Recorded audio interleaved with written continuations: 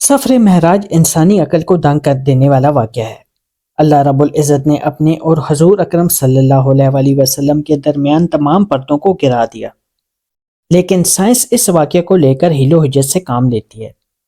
قرآن مجید میں تمام حقائق پرکھنے کی تگ و دو میں رہتی ہے اور یہ سوال کرتی ہے کہ اگر بجلی کی روشنی کی رفتار سے سفر کیا جائے تو یہ ناممکن ہے کہ ایک ہی رات میں، ایک ہی لمحے میں مسجد الحرام سے مسجد الاقصی اور پہلے آسمان سے درجہ بدرجہ ساتویں آسمان تک، اور اس سے بھی آگے سدرۃ المنتہا تک اللہ پاک نے اپنے حبیب صلی اللہ علیہ وآلہ وسلم کو سفر کروایا، اور اللہ پاک نے اس سارے سفر کے لیے اپنے پیارے حبیب حضرت محمد صلی اللہ علیہ وآلہ وسلم کو ایک سواری جس کا نام براق ہے عطا فرمائی۔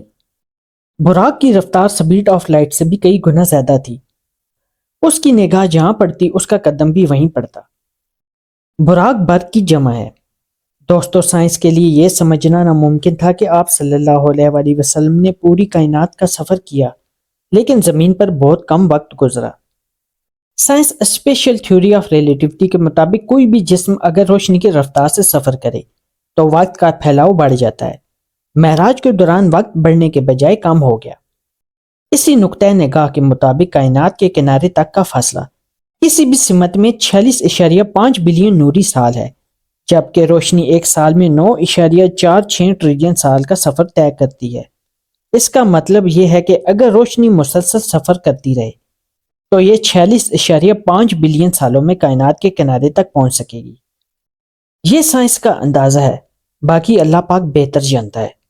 حقیقت میں انسانی عقل یہ سمجھنے سے قاصر ہے۔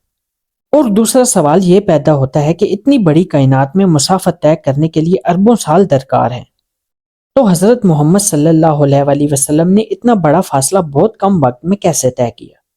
بے شک یہ اللہ ہی کی قدرت ہے کہ جس نے حضور اکرم صلی اللہ علیہ وآلہ وسلم کے لیے رات کو سمیٹ دیا۔ حدیث شریف میں ہے کہ آپ صلی اللہ علیہ وآلہ وسلم نے فرمایا، میرے لیے براق لایا گیا جو سفید اور لمبا جانور ہے، گدے سے بڑا اور خچر سے چھوٹا۔ معراج شریف ہمارے پیارے نبی اکرم صلی اللہ علیہ وآلہ وسلم کا معجزہ ہے۔ آپ صلی اللہ علیہ وآلہ وسلم نے پوری کائنات کی سیر کی اور اللہ سے ملاقات بھی کی اور جنت اور جہنم کا مشاہدہ بھی فرمایا۔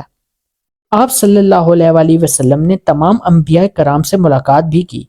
حضور اکرم صلی اللہ علیہ وآلہ وسلم نے فرمایا کہ معراج سے پہلے حضرت جبریل علیہ السلام میرے پاس تشریف لائے، میرا سینہ چاک کیا، پھر سونے کا تشت لایا گیا اور اس تشت میں میرا دل رکھ کر دھویا گیا جو ایمان سے بھرا ہوا تھا، پھر میرا دل واپس اسی جگہ رکھ دیا گیا۔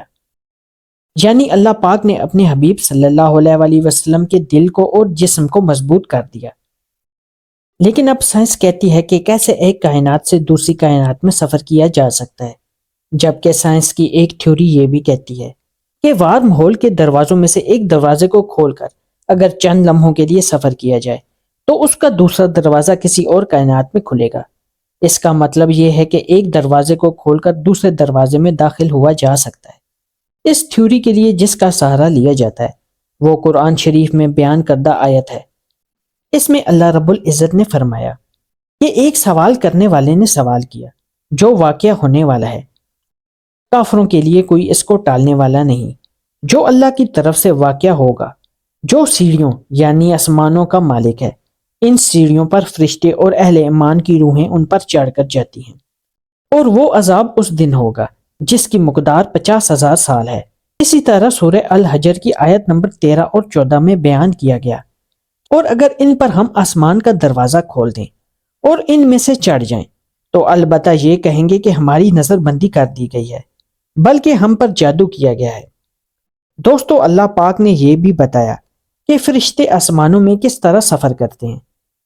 ناظرین گرامی، ان آیات میں بیان کیا گیا ہے کہ وہ لوگ جو گمراہ ہیں اللہ انہیں راستہ بھی دکھا دے تو وہ لوگ کہیں گے ہماری آنکھوں پر پٹی باندھ دی گئی ہے، ہم پر جادو کیا گیا ہے۔